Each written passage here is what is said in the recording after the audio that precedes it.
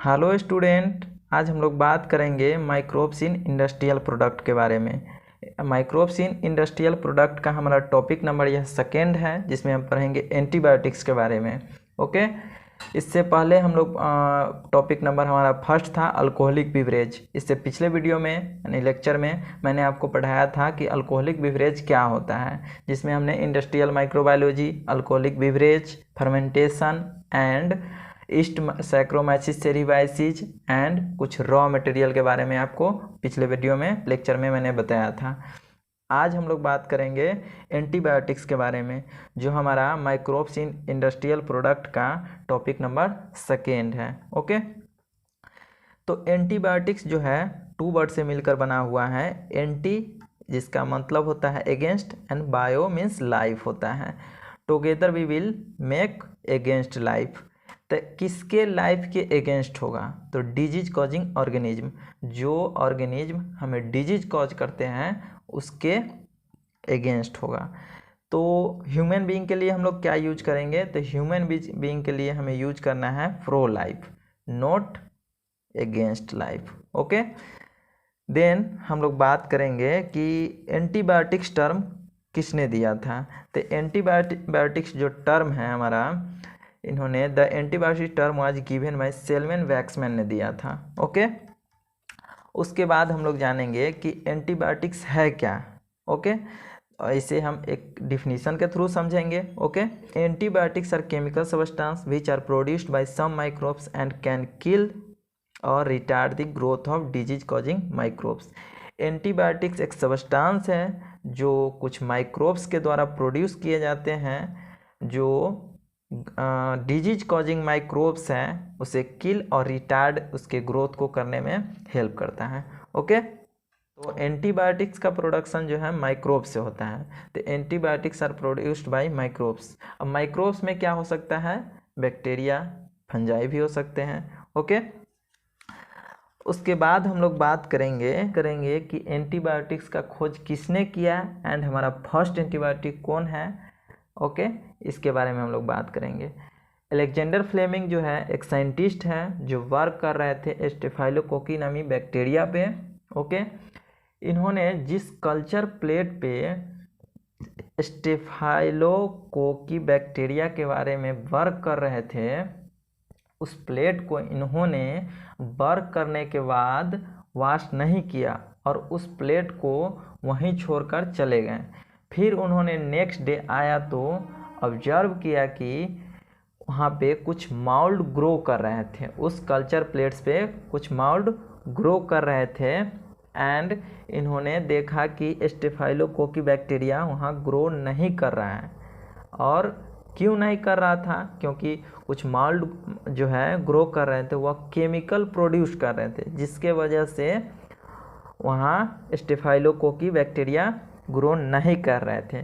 तो उस माउल्ड को जो है इन्होंने पेनिसिलिन कहा, उस माउल्ड को इन्होंने पेनिसिलिन कहा।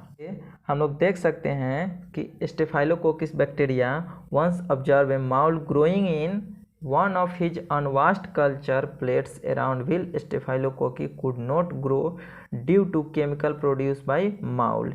यानी माउल्ड जो है हमारा टाइप्स होता है, फंजाई का एक टाइप है। उस माउल्ड को अलेक्जेंडर फ्लेमिंग ने कि पेनिसिलिन नेम दिया। ओके, पेनिसिलिन कहा। तो पेनिसिलिन होता क्या है इसके बारे में हम लोग बात करेंगे।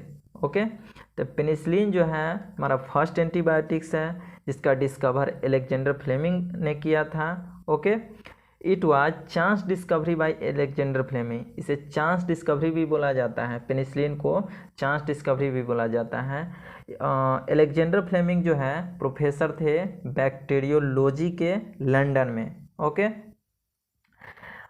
But Fleming published the discovery of penicillin in the British Journal of Experimental Pathology in 1929 में। इन्होंने अपनी डिस्कवरी को पब्लिश किया British Journal of experimental pathology में। उसके बाद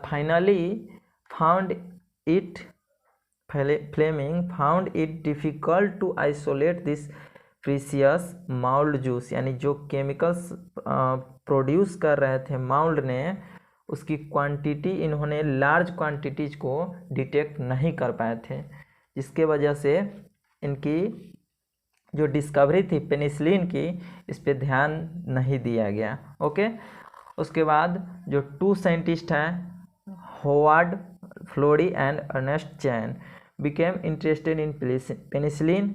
ये जो है पेनिसिलिन में इंटरेस्टेड थे इन टाइम, उस समय। They were able to mass produce it for use during World war second. Okay, उस समय वर्ल्ड वार सेकेंड चल रहा था एंड इस पेनिसिलिन का use, this antibiotic was extremely use to treat American soldier wounded in world war second.